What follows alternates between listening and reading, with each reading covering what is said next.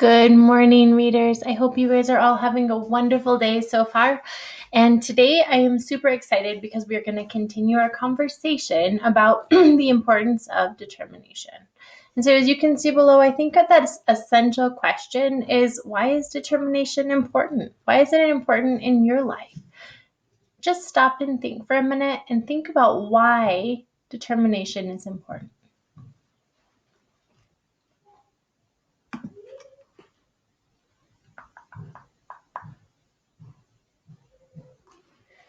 All right.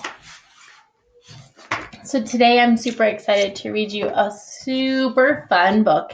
It is called Brontorina instead of Brontosaurus. Brontorina.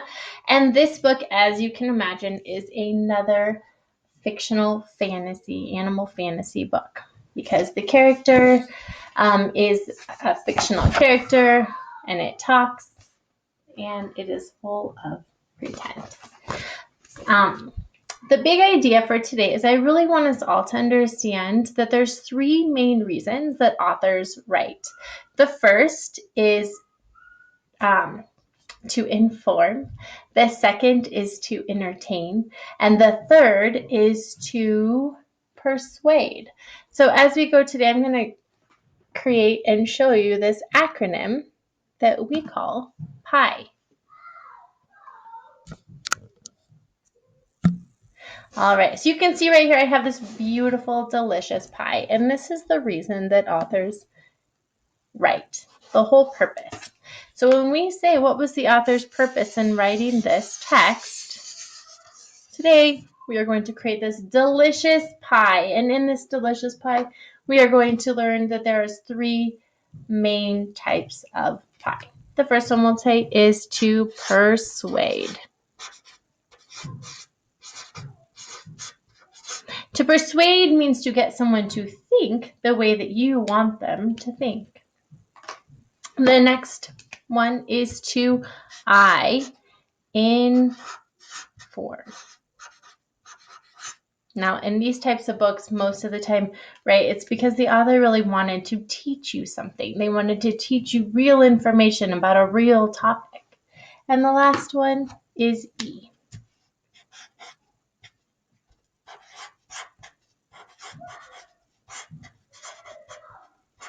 To entertain. Now, many times when we are talking about our fictional text, okay, the authors often also want to give you a lesson or a moral or a message, right? So they want to entertain you, but they also want you to think about something. Of course, this isn't true in every single fictional text, but it is true in many of them. So today we are going to take our thinking hats on and we are going to think about the purpose, the author's purpose, James Howe's purpose in writing this book called Brontorina.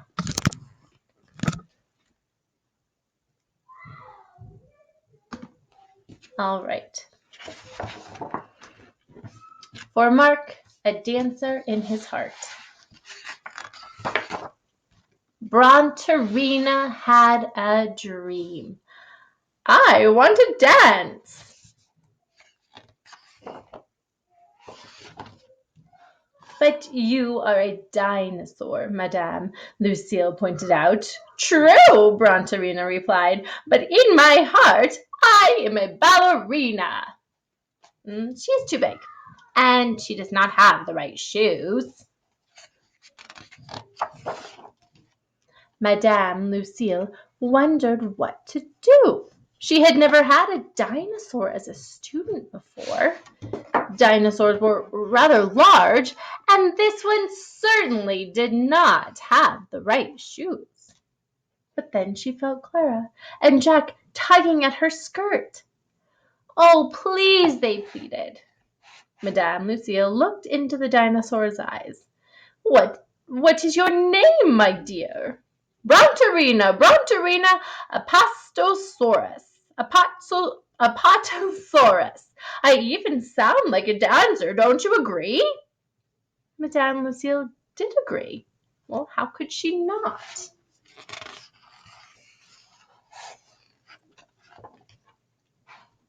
Welcome to Madame Lucille's Dance Academy for Girls and Boys, she said. Please try not to squash the other dancers. Music, Magnolia, she commanded the piano player. As Magnolia began to play, Madame Lucille turned her commands to her students. Now, if we all know a ballerina is a dancer, what do you predict some of the problems could be for our Brontorina?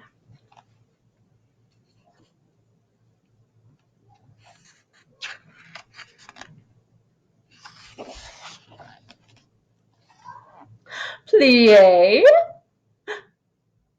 releve,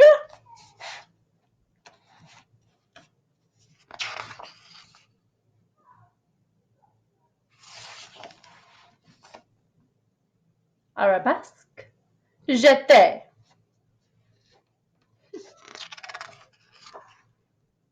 What do you think that Madame Lucille will do next?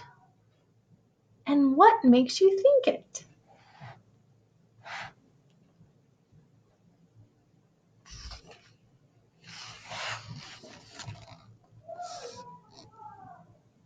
What a graceful dancer you are, my dear, Madame Lucille exclaimed. Brontorina blushed. On the outside, I'm a dinosaur, but in my heart, you're a ballerina, cried Clara and Jack. Oh, what kind friends. How do you think that Brontorina feels about what Jack and Clara say about her?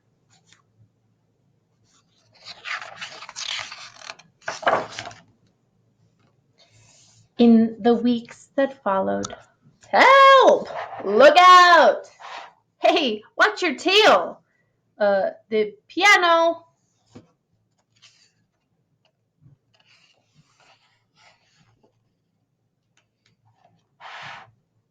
Oh, Brontorina, cried Madame Lucille, I'm afraid you are too big to be a ballerina. You barely fit into my studio. And how in the world will a male dancer ever lift you over his head? I can do it, Jack shouted. Oh, I can do it, Jack shouted. No, my dear, said Madame Lucille with a sigh. You could not. I told you she was too big. A tear fell from Brontorina's eye. Downcast, she turned to leave. Downcast. Without knowing that word, how do you think she might be feeling? What do you think this word downcast might mean?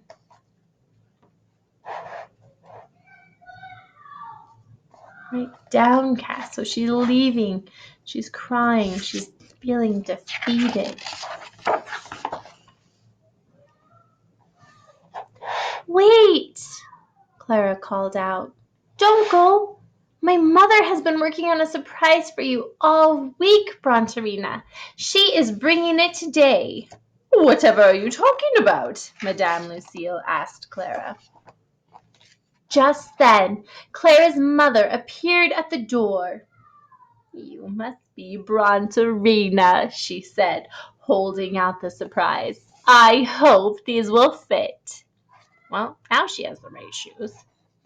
Brontorina beamed. They fit perfectly, she cried.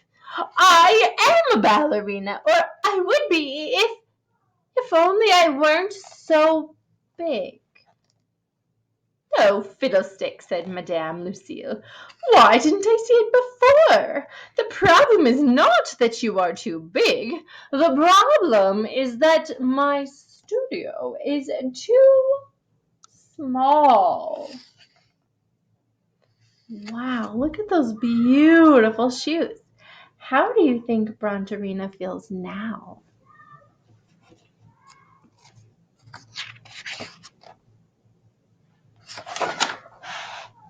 And so the whole class went off to look for a studio big enough to hold all of Brontorina's talent. Too small? too small.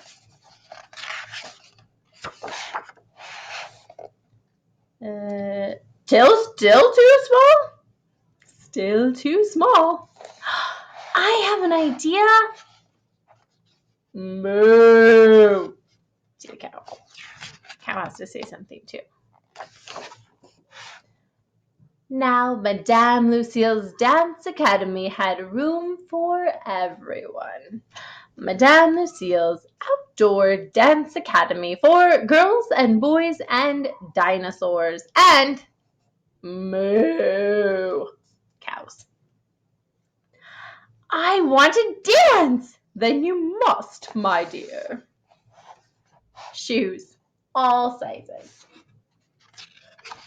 Share what do you think with a partner or a friend or someone sitting next to you or just in your own head. What do you think of Madame Lucille's new dance academy?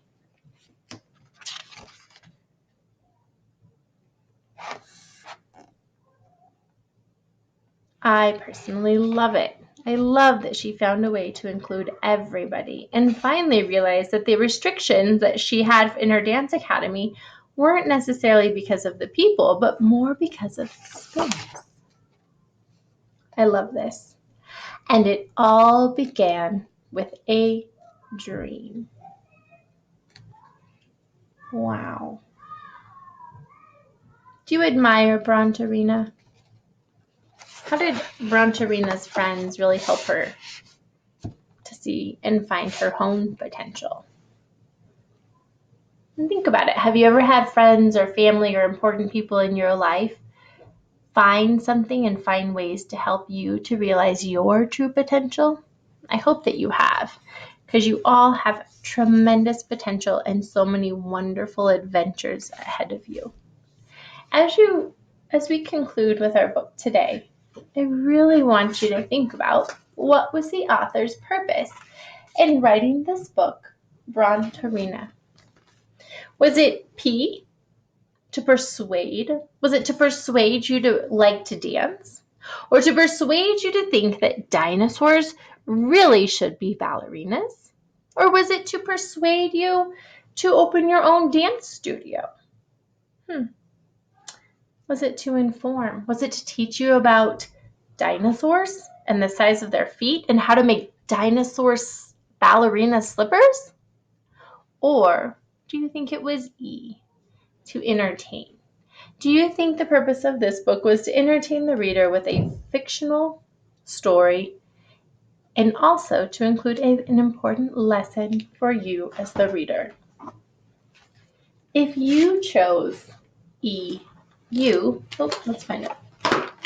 You are correct. The author wrote this story, Brontorina, to entertain her reader, or his reader. And he really wanted you to know that if you have a dream and you work really hard, then you can be successful. You can succeed no matter what others think or say about you. And you can also help others make their dreams come true the way that Clara and Jack did for their friend, Brontorina. What an awesome message, an important message for you and for everyone to hear and be reminded of. I hope that you have a wonderful day, and I will talk with you soon.